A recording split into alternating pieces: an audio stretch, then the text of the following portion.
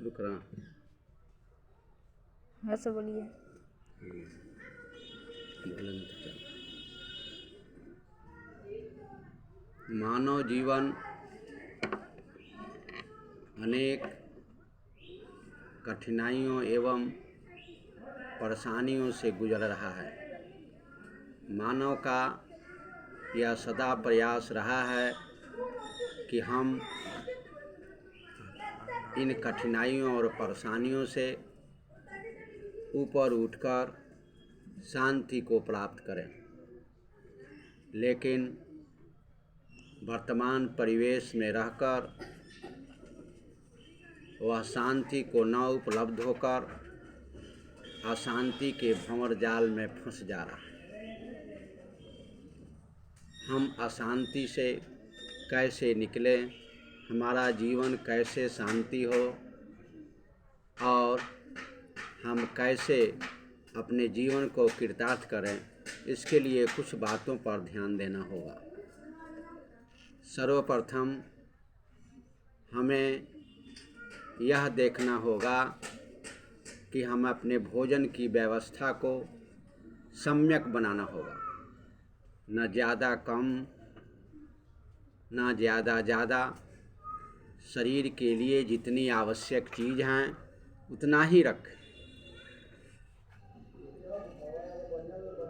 दूसरी बात हमें ध्यान देना होगा कि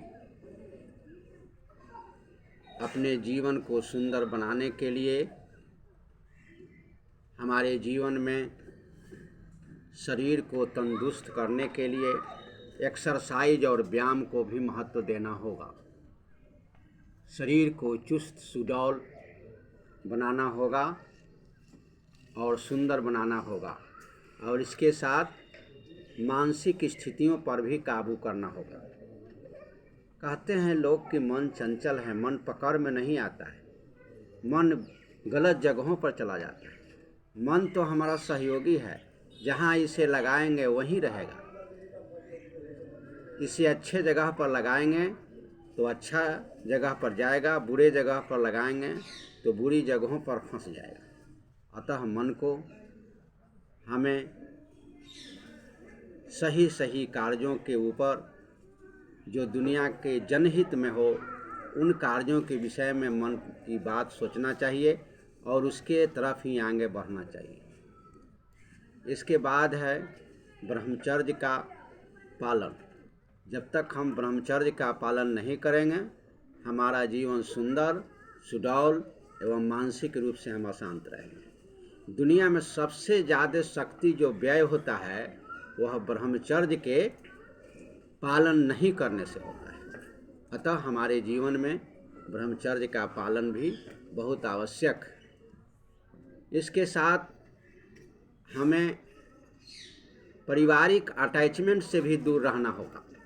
हम अपने बारे में सोचते हैं, अपने परिवार के बारे में सोचते हैं, विश्व के बारे में नहीं सोचते हैं।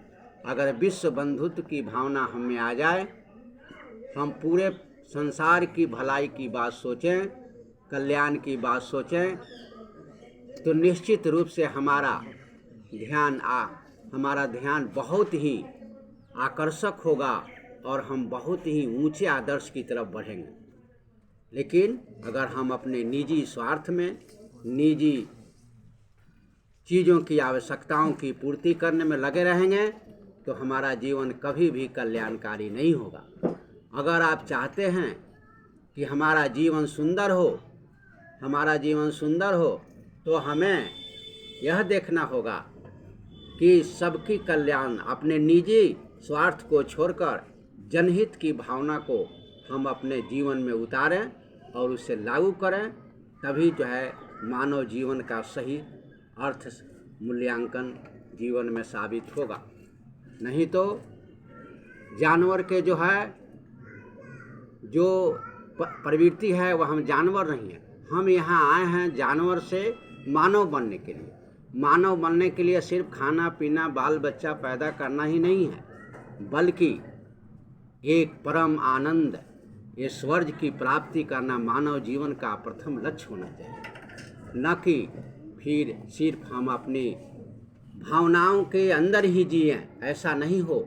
हम अपने निजी स्वार्थ में जिएं, ऐसा नहीं हो। यह मानव जीवन का लक्ष्य नहीं है।